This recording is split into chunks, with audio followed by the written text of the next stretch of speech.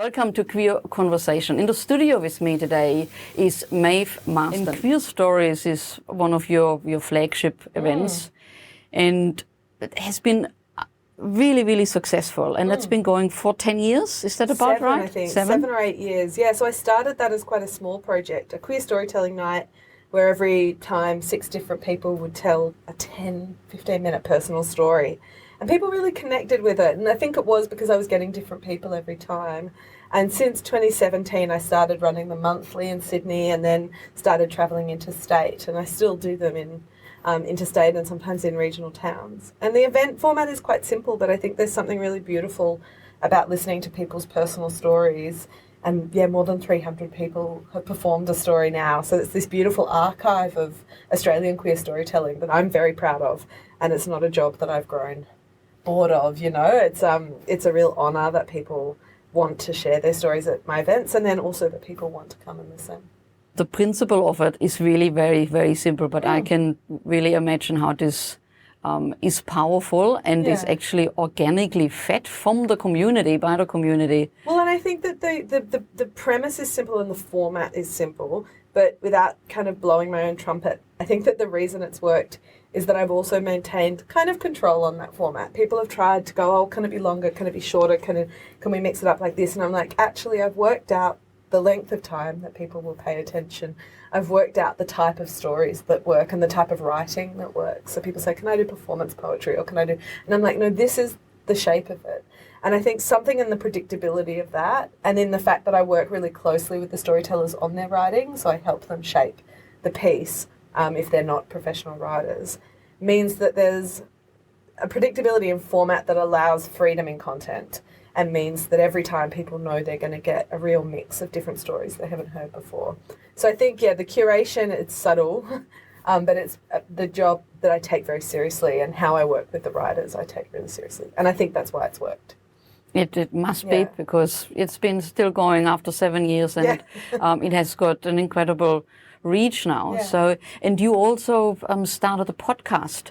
Yeah, so I share the stories via the Queer Stories podcast, which people can check out at queerstories.com.au. And so it's just little snippets. It's the stories that were recorded at the event live. And it's a lovely way to reach, sometimes people overseas. Someone got in touch with me from Liechtenstein the other day and said, I'm a queer Australian living in Liechtenstein and I listen to these and it connects me to home and to my community at home. And so I think that it's a really nice way for people who can't make it to the live events or choose not to connect to those stories as well. You have written a play. This is the newest thing, and that is a whole different ball game, right? Well, I've written for theatre a lot. I've toured cabaret shows and kind of musicals, and obviously I write for the stage as part of Queer Stories, but I'd never written a full-length kind of, for want of another word, straight play. That wasn't music-based, and also that I wouldn't perform in. Most of the work that I wrote was for myself to perform, which, I mean, in some ways I've worked at, that was quite easy because you know your own voice and you know your own comedic rhythms and all of that. And so I set myself a task a few years ago. I said, I want to write a play that's not for me to perform in, and see if I can do that as a creative task. And so I set about to write, this lesbian divorce comedy about this family grappling with separation, and a family who's fought really hard to stay together, as a lot of queer families have. And then I started working on it and ended up getting involved at Belvoir Theatre with a fellowship there. So got a lot of incredible mentorship from the Belvoir team, and eventually it got into a shape where they were happy to program it. So now we've got a lesbian divorce comedy running for 5 weeks this year, which is incredible. It's beyond what I'd hoped. It's great. They are actually starting to advertise in Lauderdale as well, the show, which is fantastic. So the show is called Blessed Union. Blessed Union. And Blessed Union. Yep. And is it based on a real story, on your story, or is it? Yes and no. So I was raised by lesbians, and they did separate when I was in my 20s. But that's kind of where it ends. I used that given circumstances, and I used what I knew about being in a queer family before they were perhaps as common as they are now, and kind of my friend and I call it, who's also grew up with queer parents, call it kind of poster child syndrome, that thing that you're one of the first and that you're being held up as an example, because I grew up in the 80s before there were queer families on television or anything like that. So I used that as inspiration, but ultimately the characters themselves and what happens on stage is not my parents' story. Their divorce, or they weren't married, but their separation does not look like this family's separation. But I did steal from their lives a bit, and from my own, and from every breakup I've had. You know, like breakups and heartbreak are not universal, but there's lots of borrowing from life. But my parents have read it and they're like, yeah, we can tell that this isn't us and we don't feel like you've exposed our life too much. So I think you've got to be respectful of the people you love. And so I asked permission, can I borrow a bit from our lives? And they were cool with it.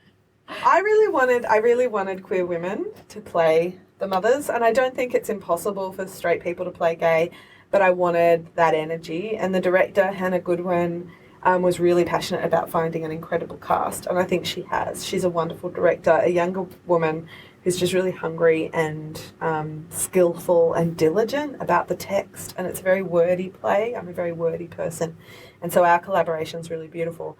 And so Danielle and Maude, Davey, who play the mothers, were like top of our list, and so when they said yes, both of us were stoked. And Emma Diaz and Jasper Lee Lindsay play the children, and I think this is both of their main stage debut, and they're incredible young actors who are doing a fantastic job. So yeah, I've been in rehearsals for the last 3 weeks and watching them bring it to life and pull it apart and find the holes but also patch them up with their skill has been magical. But yeah, Maude and Danielle have fantastic chemistry and fantastic energy together on stage and bring their own kind of knowledge of being, queer women in their 50s. How does it work with the rehearsal? So do you find you have to rewrite your play?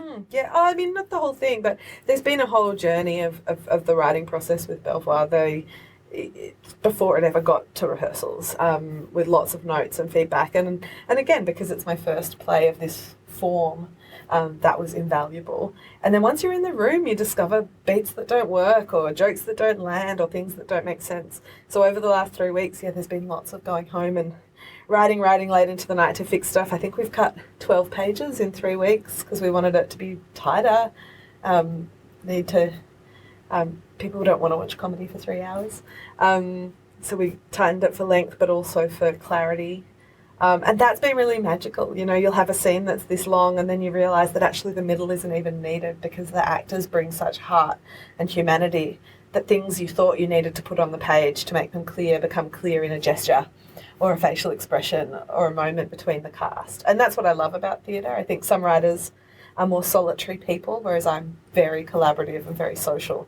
So being in the room has been me in my element, and I like the feedback loop and people being like, look, we don't need that line. And I'm like, yes, cut through it. So yeah, it's been really joyful. But we didn't cut it until we were in the room and could actually see what wasn't needed. And look, different new plays go through different types of processes, and some writers don't spend as much time in the room because the director and I have a really good working relationship and she's been involved in the play for a couple of years. We feel really confident being in the rehearsal together. And she knows how to set a boundary and tell me to stop talking too much, and I respect that. And so we've worked really well, so I've been in the room a lot, which helps me to see it. But yeah, some writers go in for 1 week and then disappear for a few weeks and then come back. I'm not going in this week so that they can say all the things they want to say without me there. If you would have done this play 3 years ago, it would have been very, very different, I think. I think sometimes with queer art, we want to always paint ourselves as the heroes and homophobia as the villain. And in this play, I've tried to contain the good and bad behaviour within the family. And of course, discrimination that they've experienced as a family has impacted their lives. But I'm a bit sick of a kind of, what am I trying to say, a binary that says that we always have to be good and like pure in order to have representation. Like I want representation for flawed, nightmarish queer people.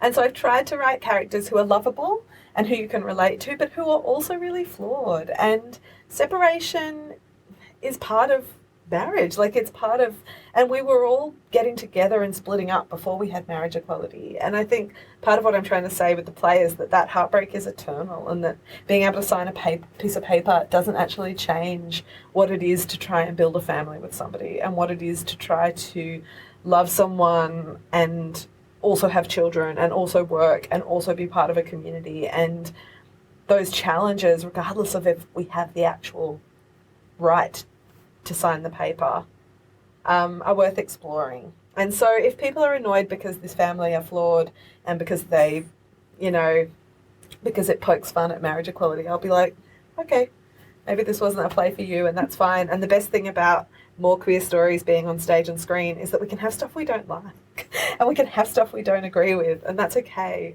So I've tried to write a queer play that I would want to see, and I've tried to grapple with politics that I'm interested in and personal relationships that I'm interested in, and I hope queer audiences like it. But also, laughing at yourself is a pleasure, I think, and it's one that we can't always have. I've said before, you know, like growing up with queer parents, it felt like if we ever criticised ourselves, we were giving cannon fodder to the other side.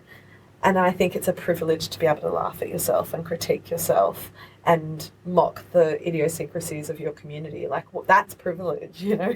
So I hope people like it. I'm sure someone will complain and I will cope with it. Yeah. Like, it's a comedy, but I haven't shied away from the fact that separation after this couple have been together for 30 years, separation after 30 years is heartbreaking.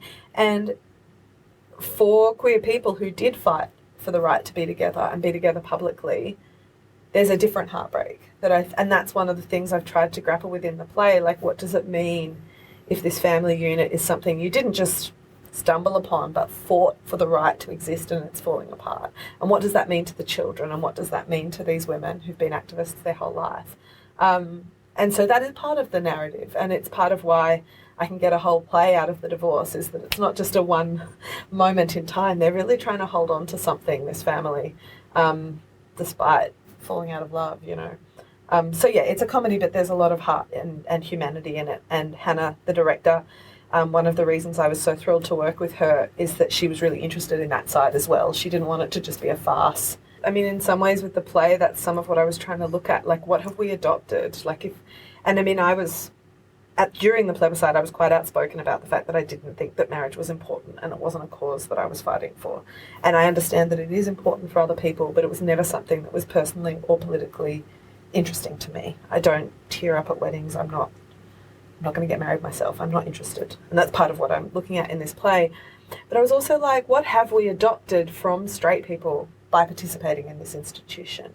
And what parts of marriage and divorce and having a legal structure to govern a romantic relationship doesn't necessarily work? Like, what would a custody battle look like if it was managed within community instead of by lawyers? What would it look like if we had structures for, I suppose, mediated processes that weren't using a heterosexual tradition and a heterosexual But who would make money then? Yeah. You're going to like the play, I think. Oh, really? Because, well, yeah, like, these institutions are conservative, and one of the key questions I try to ask in the play is, if we participate in a conservative institution as queer people who are on the outside of it, do we change the institution, or does the institution change us? And without sort of naming any conclusions, I don't think there's a simple answer to that, but I think it's worth thinking about. I think it's worth thinking about what we adopt when we are accepted into the mainstream and whether that was the right goal and who we sacrificed along the way. And so I've tried to do that in the play, like deal with those bigger political questions whilst also keeping it quite intimately focused on the personal experiences of this one family. And so it's a large task, and there's a reason it took me a few years to write it. But yeah. Well, I can't wait. So give us the deets. Yes, so Blessed Union opens, well, there are previews from February 11th, and then it opens on the 15th at Belvoir Street Theatre in Sydney. It's on until March 11th, and it's on, I think, 8 times a week, so people have many chances to see it. Yeah, tickets on the Belvoir or Sydney WorldPride websites. There's also, I should say for you, oh my God, I'm a fool. There's a lesbian night on March 8th, which is International Women's Day. They're doing lesbian night, and it's discount tickets. And I think there's an artist talk with me and some of the cast. So if you're a big Danielle Cormack fan, that's a night to come. And I think drinks and snacks they want to fill the theatre with lesbians. So the promo code is Thesbians, and it gets you discount tickets on March 8th. Maeve, what's next for you? Any other big plans? No, as I was saying to you earlier, I'm parent to a toddler, and so there's a big juggle. So I will write another play next, whilst also continuing to do queer stories. There's a Queer Stories for WorldPride that's on March 4th at Riverside Theatres. and I'll continue to do those events. And my next play is either going to be set in a dog park or set in the waiting room. These are like vastly extreme circumstances. There's either one set in a dog park or one set in the waiting room that you sit in at RPA where you're waiting to find out if you're having a miscarriage. So I'm either going to go quite serious and personal, or I might be sick of serious and personal. I might go silly dog park. Great. But they're works in progress. But yeah, queer stories, plays, musicals, all the stuff. And how can people follow you? They can follow me, Maeve Marsden, on Twitter. I'm also on Instagram. Queerstories is on Instagram and Facebook as Queerstories AUS, Queerstories Oz. And that's where I promote a lot of those shows and podcast and everything. Great. Well, thank you so much for coming in. Thanks for having me. It was a pleasure. Fun to chat.